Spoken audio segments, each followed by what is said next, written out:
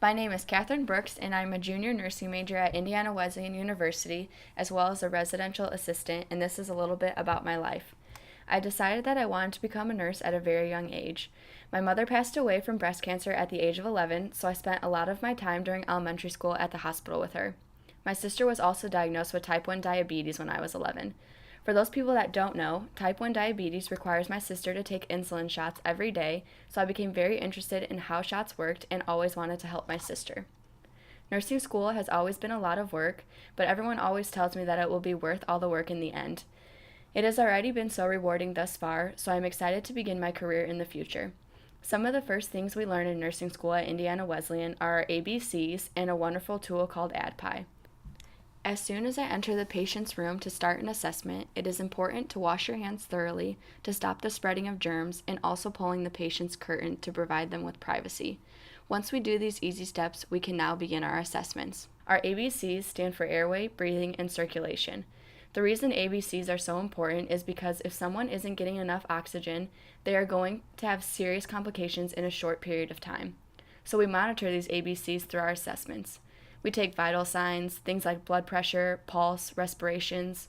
We listen to lung sounds and heart sounds, and we even monitor the patient's bowel sounds regularly.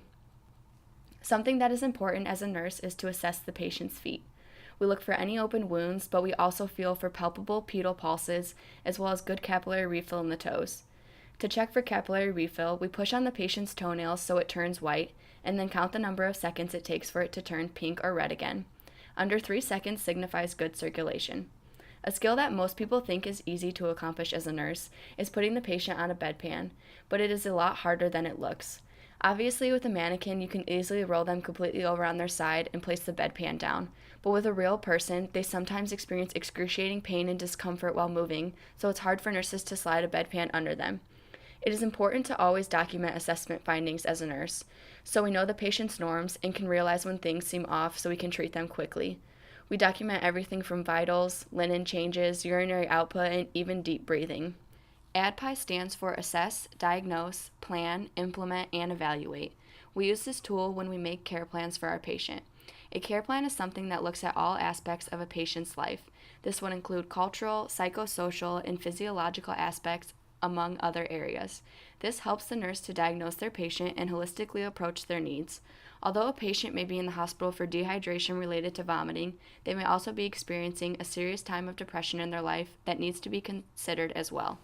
Throughout nursing school, I have encountered numerous amounts of people willing to help me learn and gain experience before I leave IWU, but my strongest motivator will always be my mom. I strive to be a great nurse because I saw so many nurses make a positive impact on my mom's final days. My mom was a loving and caring person, so I have embraced those characteristics and used them while interacting with all of my patients.